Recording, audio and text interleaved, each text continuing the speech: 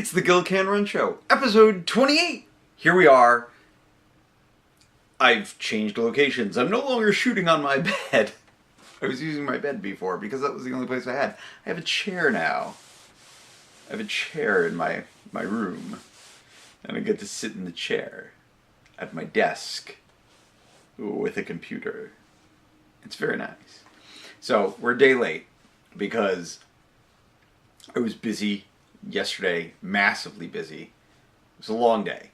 I got my run in, kept the streak alive. Then I had to go up to Hartford to the state library and do some research with my family. And then I had to come back here, and the kitchen table and the couch got delivered. So I had to put those things together and set them up. I had just enough time to do that, and I had to leave to pick up my niece at her bus stop to bring her home because it was pouring rain. And then I had to drive back here and get ready to go to my local running club's yearly holiday banquet. I didn't eat there. I actually made dinner here. And then I was just there for the party. I wasn't planning on going at all. It's not that I don't love everyone there, but I didn't really have money for the party, so it was like, you know what, skip it and, don't. But I ended up going. And the reason why everyone was so insistent on me going, unbeknownst to me, is that I got an award. So every year, my running club does, everyone who runs a marathon, they put a plaque together with all the marathons that you ran and your times on it. And it does not include the ultra marathons that I ran, there were two this year. So I have a plaque now. They managed to fit all 11 marathons on the plaque with my times. You can see them there. Hartford, down towards the bottom, 3:53. Pretty cool. So you can see, like, Self-Transcendence was 5 hours and 4 minutes. It was so hot. I wasn't running at the end of that. Just asking for trouble, so I said forget it. Let's hear. Arena Attack, those indoors, a 4:30 I was happy with. Savin Rock, I was sick, a 4:42 I was happy with. New Jersey, 4:34. You know what, I just wasn't pushing that hard that day. Vermont City, 4:31, and I was like hurting really bad. My legs were seizing up, and I still did pretty decent there. Walkway Marathon, 4:38. I don't know, I just didn't really have the heart that day. The Self-Transcendence, as I talked about, it was just a tough day. Suffolk County Marathon, that was, oh, you know what's not on here? Marathon Around the Lake. They are missing one. I have one more marathon this year. I did have 12 marathons. Marathon Around the Lake was not an ultra event. It was an actual marathon. That's not on here. That one, I was dead to the world. I don't even know what I did for a time. I'm kind of glad that they left it off. Suffolk County Marathon, that was a tough day. That was a hot day. Hartford Marathon, obviously, I was firing on all cylinders. That was perfect. And that is a fantastic PR for me. Philadelphia Marathon, got sick again and still managed to do well. And Roxbury last week was great. So, 4:26 on a very hilly course. But here's the thing. What I didn't know, what everyone else knew, the officers and stuff knew, and why they were so insistent on getting me there, was that they wanted to honor me as the most improved runner of the year, thanks to my massive PR effort in Hartford, going from a 4:27.17 to a 3:53.30 in the Hartford Marathon. So this is the second time in my life I've won the most improved athlete for whatever club / team I'm a part of. It's when I really put effort into it, I perform very well. My big problem is I don't tend to, really try as hard as I should all the time. I look at it as exercise. I don't look at it as competition or anything. Like I don't feel I have anything to prove out there. I don't feel like I have to beat anyone or be better than anyone. As long as I'm out having fun, then I'm good. I know that seems really weird, but that is how I feel about it. When I'm playing a team sport, I want the team to win. I want to do well, but I don't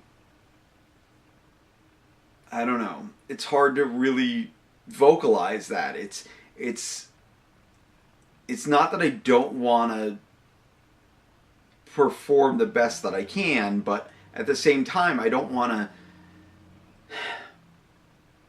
to make it such a task that it takes the joy out of it for me. That's what I worry about. So I just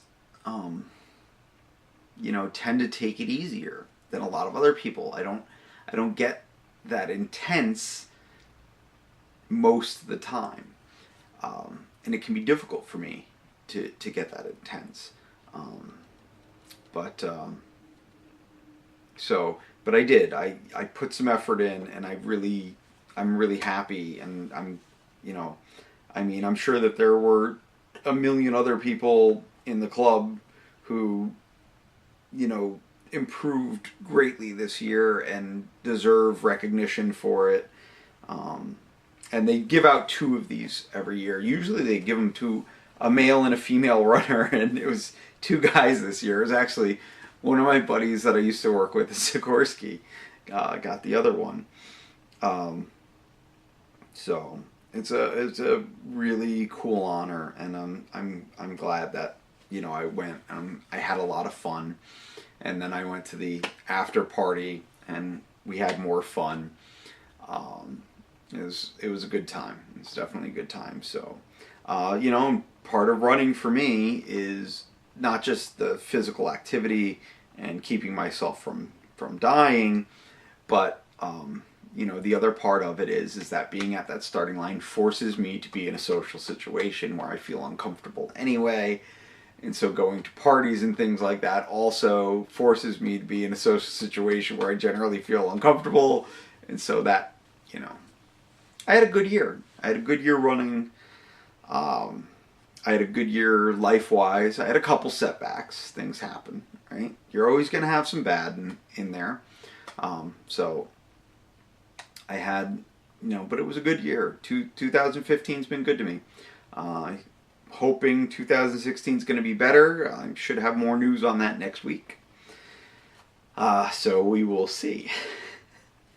But I have these. I don't know what I'm going to do with them yet. I have the other ones from last year up on my wall.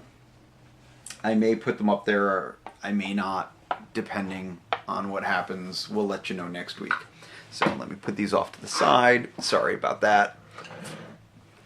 But yeah, so that's where we're at there. I was at the party all night. I got home, came upstairs, washed up, did my thing. By the way, brush and floss, people. Okay? No. I just thought of that. I'm like, every night, I come home, no matter what, I come home, I brush my teeth, I floss, I use mouthwash, and I go to bed. And I brush in the morning, and, it's an important thing, believe it or not. A lot of people don't take care of their teeth, and I don't understand why. It's really, really important for good health to have good teeth. It's one of those foundational things. So, took care of that, went to bed.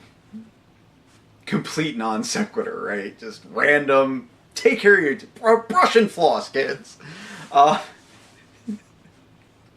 So, went to bed, woke up late because I was tired. Got downstairs, made myself breakfast. My mother goes, "Hey, got bad news for you. Yeah. Your brother and I went down to Goodwill to drop off some stuff, because there's a ton of stuff in the house that, came back from the company that took care of our stuff while the house was being refurbished and everything. And we just don't need it. We didn't have it for a year. Nobody needs it. Why keep it, right? Get rid of it." So they were taking it down to Goodwill, and a couple weird things about a 2004 Mitsubishi Lancer. That's one of my cars. I have a 2004 Mitsubishi Lancer. I have a 1989 Jeep Wrangler. I tend to drive the Wrangler. I let my family drive the Lancer most of the time, but I own two cars. So, 2004 Mitsubishi Lancer has a problem with the climate control. The temperature selector on the climate control does not work properly. The wire bends, and it can't move the gate properly. So, in order to change between winter and summer, I actually reach under the dashboard and move it. I have to fix some sort of lever to it or something. I have to figure something out, and rather quickly, because I might not be there to do that. So you can't turn it down. And it was kind of warm this morning, but they needed the defoggers on. So they have it on. It got really hot in the car, so my mother went to open up the sunroof, and it started making a weird noise. Why they didn't open up the regular windows, I don't know. Other fun fact, little anomaly about the 2004 Mitsubishi Lancer, they have sunroof problems, but usually it's not a major problem. Get to that in a minute. So she heard it making a noise. She went to bring it back forward. It wouldn't come forward. Okay. So I know first thing I got to do, take down the headliner. It's kind of a laborious process. You need to take all the covers off the A pillar, the B pillar, and I don't know what they call the last pillar, the C pillar. I don't know. Probably, but I don't know. It would be the C pillar, wouldn't it? So, you got to take that off, take out the dome light, take off the oh shit handles. If you don't know what an oh shit handle is, do you drive a car? The handles that they have. Yeah. Take off the oh shit handles, take off the sun visors. There's a couple plastic clips you got to pop out, and you take it, and then you can take the seat belts. The front seat belts have to come off to take the B pillars covers off, and you take the whole thing down. And sure enough, the other problem with the 2004 Mitsubishi Lancer was evident. As soon as I got it down, I saw one of the mounting screws for the motor sitting on top of the liner, the underside of the liner. So I take it down, I get the screws, the gear had fallen down, and I'm like, you know what? Screw this. I'm going to Loctite them. Why they didn't Loctite them in the factory, I don't know. But I ran out. The nearest auto parts store is right down the street. I ran down there to get just regular blue Loctite, and they were out. So then I had to drive all the way across town to get blue Loctite, go back. Because you don't want the heavy duty stuff. I mean, they're just mounting bolts for,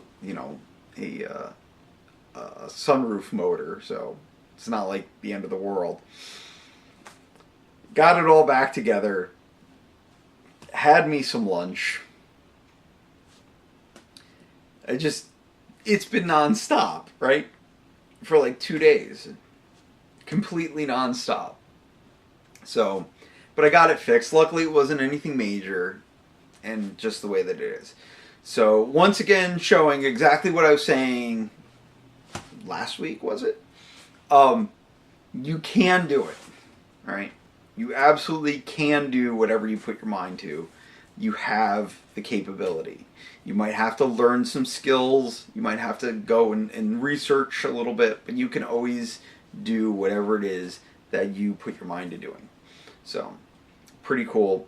Running's definitely helped me with that, but I was always very handy with things. So you might notice I'm wearing my running club's shirt that they were giving out at the holiday party that I wasn't technically supposed to get. But one managed to find its way into my bag. So it's a very nice cotton shirt. And I like the colors because they're bright. And yeah, yeah. Somebody grabbed one for me, handed it to me. I'm not going to say no. It's a nice shirt. So, and that's what we did there. So it was a very busy couple days. I'm a little bit groggy. I did not have time, obviously, to record a show last night. I'm very upset about that, but that's okay. Other than that, I am waiting to hear back on that job interview that I had. I was asked not to take any other jobs until I hear back, so that's usually a pretty good indication that they want to hire you. I like sliding down in the chair. If they want you to, not take any other jobs, usually that means they probably want to offer you a job, and they're just making sure that any of the other people that they have to interview aren't completely spectacular. Of course, I think I'm completely spectacular, so, maybe. No, I'm alright. I guess I interview well. I'm relatively entertaining. I tend to smile and, Well, anyway, point being, this job interview, they asked me to, not accept any other offers if I would be so kind. And they said that they would get back to me by Christmas Eve. So by Christmas Eve, I will know my fate. And when I know my fate, I will share my fate with you as far as jobs go. Let's just say I'm very excited about this. It's another thing that would hit another goal for me. Speaking of goals, I have about 24 more miles I got to run to hit those 1,500 miles for the year. So I'm pretty confident that I'm going to get that in. I'll probably do about 15 this weekend. Do 7.5 and 7.5. Do that regular loop, maybe a little bit extra. I'm feeling pretty good. My legs are feeling all right. They're still kind of tired, but I did a really good mile today. I got out right after I finished the Mitsubishi. I got out, I did a mile, and I did like 7:40. So it's a little bit faster than what I normally do. Hamstring's a little tight, but towards the end of the year, I've been working pretty hard running wise, and my legs are feeling it a little bit. So I haven't had any real recovery time from the marathon, so a little soreness is par for the course on that point. So that's like the most important thing when you're training. Definitely listen to your body. Get to know when you need to stop and when it's just, this is okay, it'll pass. There's definite difference, and as scared as I've been sometimes when I just was starting, that stopped me from running. I learned that a lot of the times I can just push through it. So, but obviously if you feel you can't, don't. Don't ever try and be a hero. Don't ever, try and prove anything. If you don't feel you can do it, don't do it. But if you feel you can run, go run. That's the way I do it. And it's working out pretty well for me. So, and we'll see what the new year brings, and I'm going to make a decision in the next couple days as to whether or not I'm going to run the Chili Orange race. I've already talked about that. It's the first Grand Prix race for the year for my running club.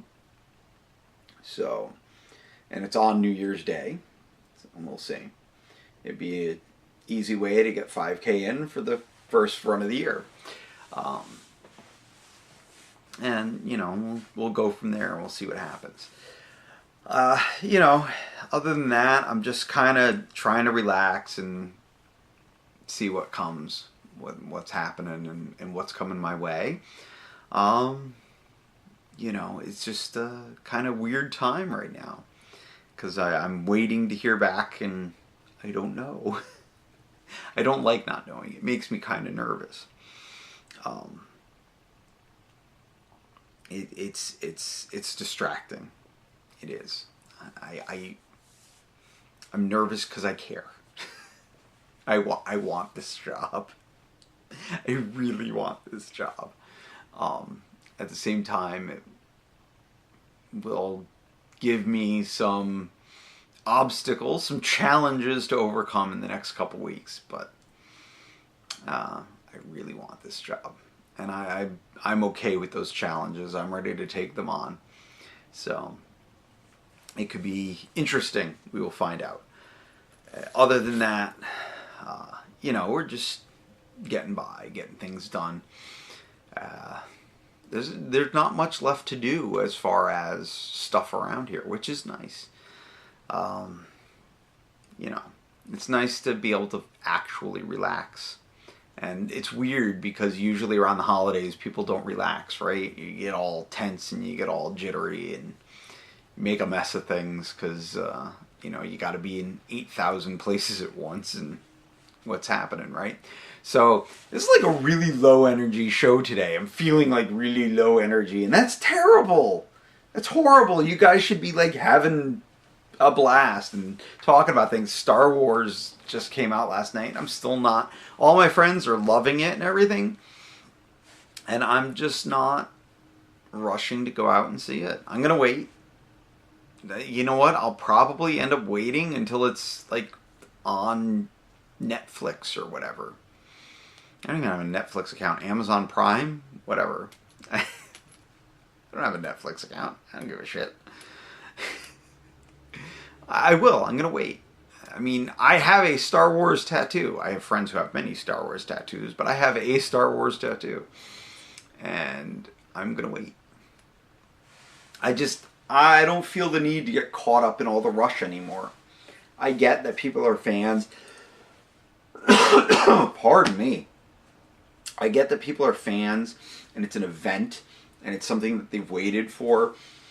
And all my friends that have gone and seen it are saying how amazing it is. It's incredible. And it's like, I'm still just not getting caught up in it.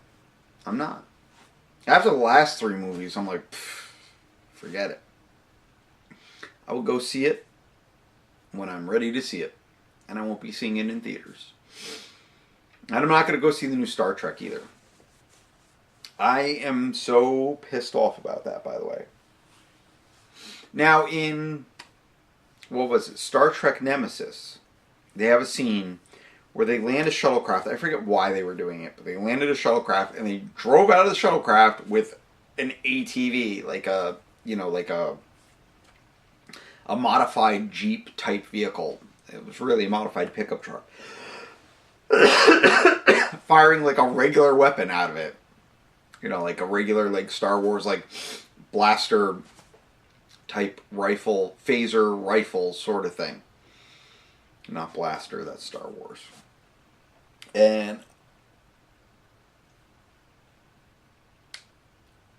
it's Star Trek. Okay?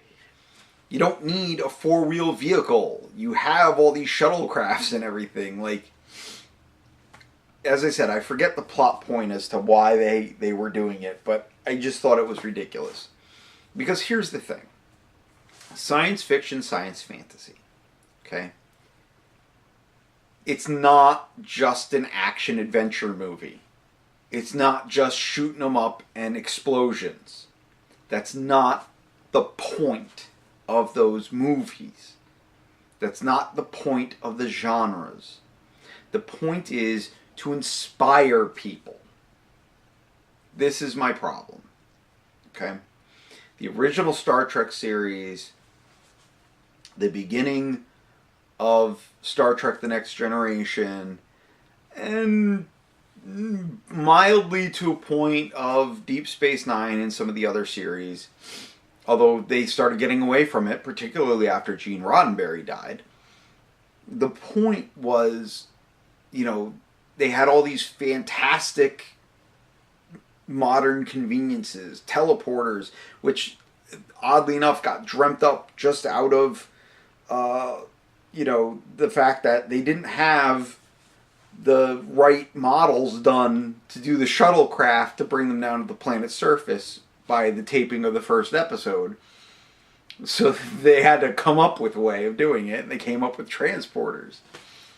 So, but they had all this other technology that inspired all these people in my generation, some people a little bit older, some people a little bit younger, to go out and create these things. And they brought so much of Star Trek to life. Cell phones, MP3s, I'm trying to think. I can't honestly. I know there's like a ton of stuff, right? I mean, warp drive theory. Actually, the guy who has Akibear, he's a Mexican physicist, and he has probably the most probable and possible theory on how to actually warp space and make an actual warp drive. People talk about accelerating a mass past the speed of light. And that is just so ridiculously, really impossible to do. I mean, according to physics, it is impossible to do that. However, Akibear found a way around it. How did he find a way around it? Because he was inspired by Star Trek. And what he did was, he imagined that if you had an object that you wanted to propel faster than the speed of light, instead of actually moving the object, what if you warped the space around the object to move the space faster than light? Okay, basically making a bubble. Literally warping space and time. The only problem with this is it takes massive amounts of energy. It actually mathematically does work, but it would take massive amounts of energy, more energy than we can produce with current means. And it would also destroy any destination that you traveled to when you got there. So you need to find a way to compensate for that. But the fact is, like, there's so much that has been inspired, so many astronauts and physicists and inventors and everyone that have been inspired by Star Trek. Star Wars is the same way. We may not get technology out of Star Wars, but there was a certain feeling that you got from the original movies. And there was that Jedi code, and yeah, it was basically just modified Buddhism or whatever. But, the whole thing, the battling of the Empire, the rebellion, it gave people a feeling, a sense, almost kind of forming a moral compass and creating this world where, these things were possible and, good can triumph and even redeem the evil, right? And I worry that as exciting as the movie may have been, as much as people may have enjoyed it, that based on what I could see from the trailers, it seemed like the characters were just the general kind of cynical modern day character. There was nothing to aspire to.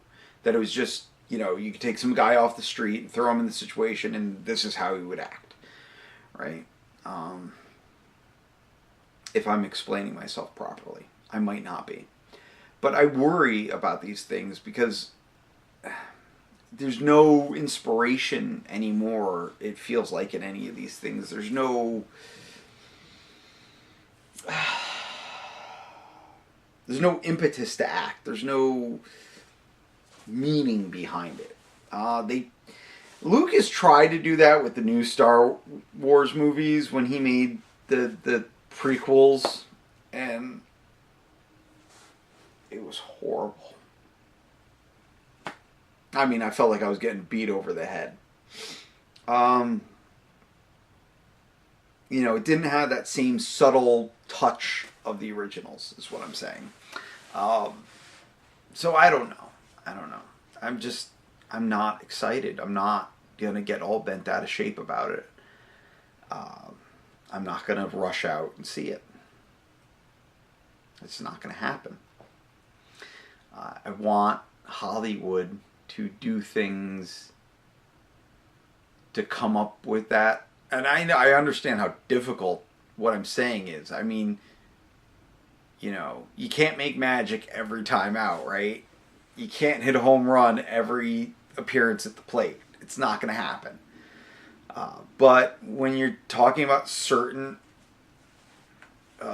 franchises, certain stories, certain universes, I think that you owe it to the fans to, stay true to what it's really about. And like, as I said, Star Trek is not about explosions and fights. It's about technology and inspiring technology, believe it or not. Whether by accident or not, the fact is that there's a legacy there. And, so they had that, truck and Nemesis, and I totally lost the point there that I was making. Holy crap. And here we go, coming back around. And in the new movie, there's a dirt bike stunt. Yeah. I'm going to go out and invent me a dirt bike, because no one's ever thought of that before. And that's what we need in Star Trek, is dirt bike stunts. No. You can totally take your dirt bike stunt and shove it up your ass, J.J. Abrams. I said it. I don't give a shit. So, I worry about these things. And it's why I don't get excited and I don't go to see these things in the theaters anymore. Of course, it doesn't matter what I say. The fact is that millions of people are going to go see these things in the theaters, and they're going to make millions and millions of dollars in a matter of minutes. And so things will keep getting produced this way. Until people stop buying it, then, nothing will change. That's true with movies, that's true with food, that's true with cars, that's true with everything in this world. Even things you don't necessarily buy. The story of us, what goes on in this world, if people didn't buy it en masse, then they wouldn't sell it. It wouldn't happen.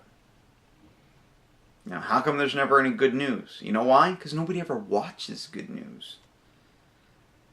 They have a billion studies, ratings books, everything that shows them that when they do good news, people don't tune in.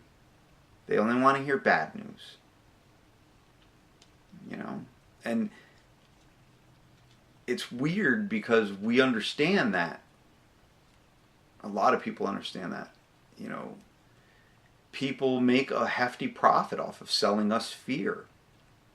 And yet at the same time, we allow ourselves to be sold fear through the media because we don't watch when when the newscast is something happy, we tune out. It's very strange, right? And then we all complain about it. Well, we all complain about Walmart and then we go shop there, don't we? I don't, but in general. Walmart wouldn't exist if people didn't shop at Walmart.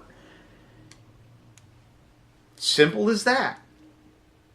Oh, well, so-and-so won't have a job. Well, that's not entirely true. Because what happens is, say Walmart goes out of business tomorrow. All those people are unemployed. Well, where are you getting your goods from? Somewhere else, right? So those places need to hire people, right? The people that are out of work now at Walmart already know what they're doing because they're selling the same stuff, right? Problem solved. All those people that were working at Walmart are going to be working at, Walmart or whatever. I don't know. I couldn't think of anything clever, right? So, problem solved. Nobody seems to ever get this.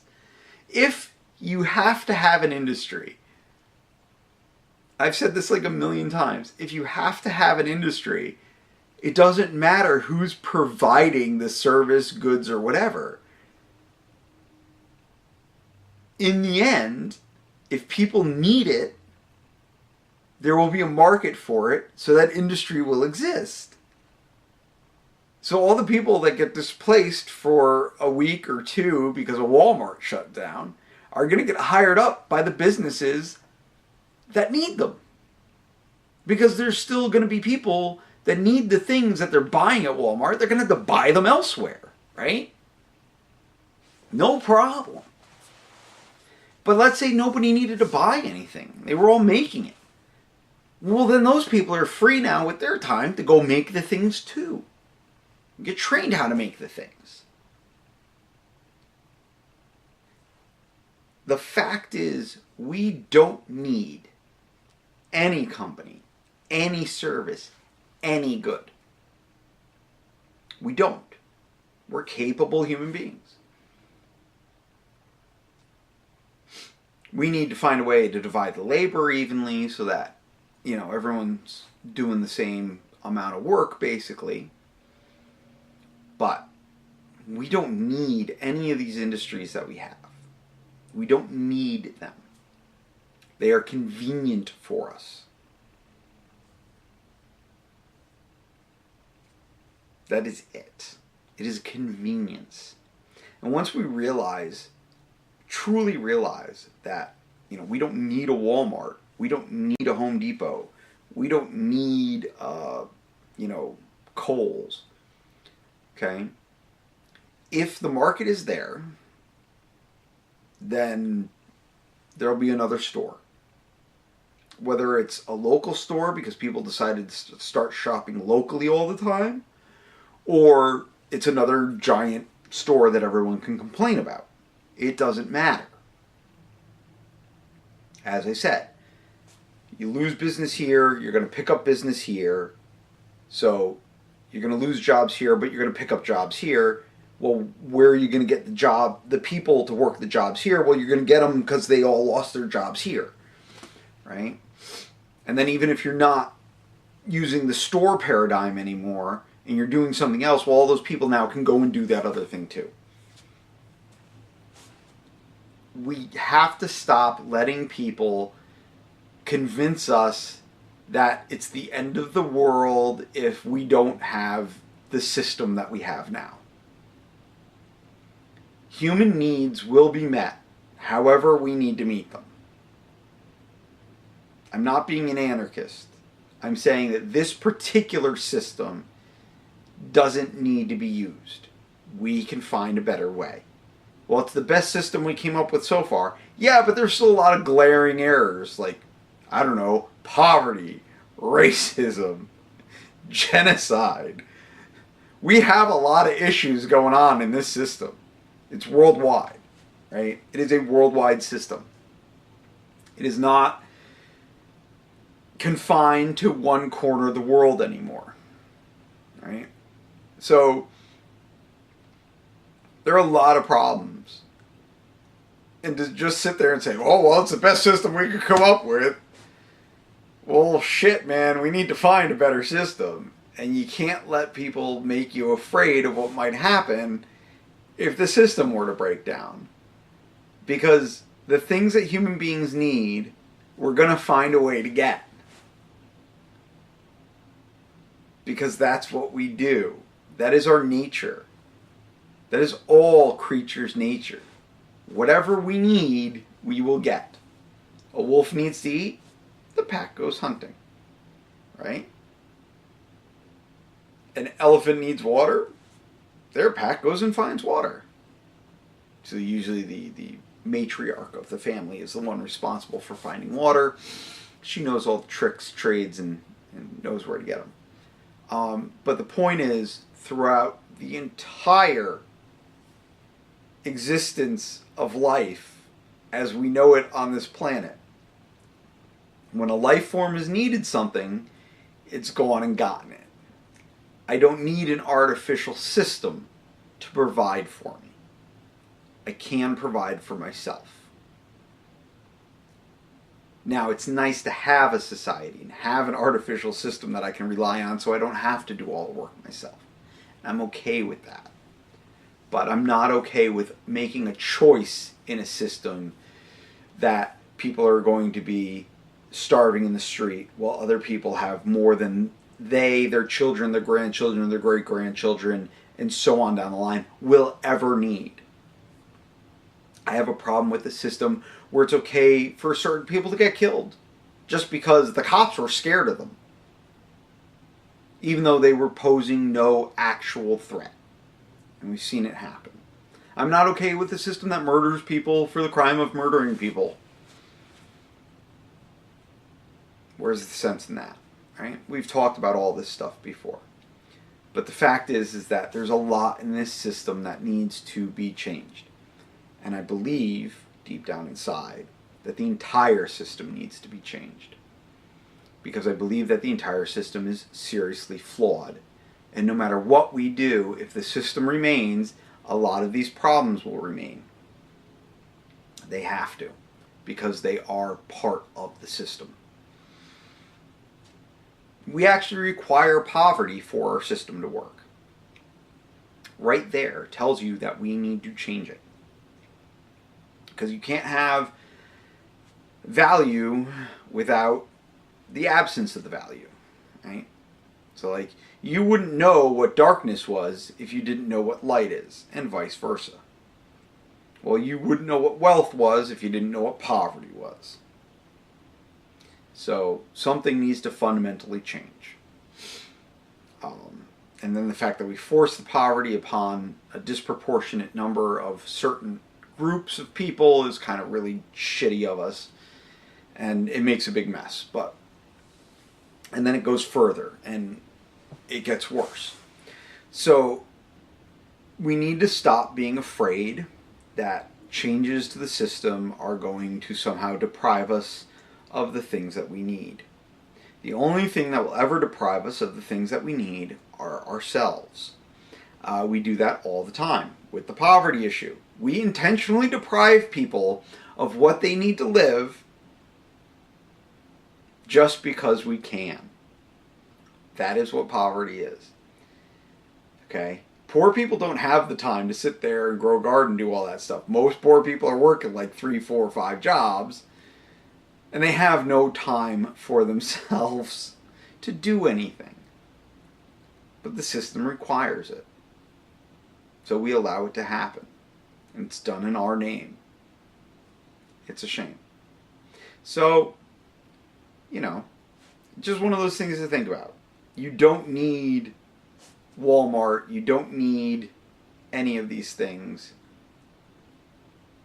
They can be done away with. New things, better things can replace them.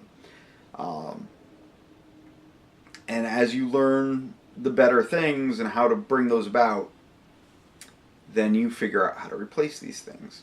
And when more people decide that that's the way it's going to be, then the changes will happen. When more people shop at a different store, Walmart will go away. When more people eat organic, there will be more organic food. Things like that.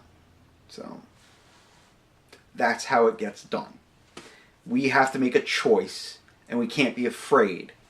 And they sell us fear all the time. And we eat it up. We like fear. So, try not to be afraid. That's what I'm saying. If you liked this episode, if you liked the other episodes and you hated this episode, if you hated this episode and all the other episodes, whatever your take on Gil Can Run is, by all means, share it. Can you believe this guy? What an asshole. Hey, you got to check this out. It's really great. Whatever. I don't care. Share it. Share it on the book faces. Share it on the tweeters. Share it just generally online. GilCanRun.com. Participate. Talk to me. Tell me what you want to hear. and I will maybe help you out. Ooh, that's a little bit loud of an alarm. But maybe I won't. I don't know, because I'm not always going to give you what you want. Sometimes it's not about you. So we will see. All right. You heard that sound. That's the end. We're going to call it quits from here. So participate. Gil Can Run on Facebook. GilCanRun.com. Make sure folks like the page and stuff like that. I've still only got like 83 followers, yet I'm still here every week doing this for you. So, listen, have fun, keep running, and remember, if Gil can run, then so can you.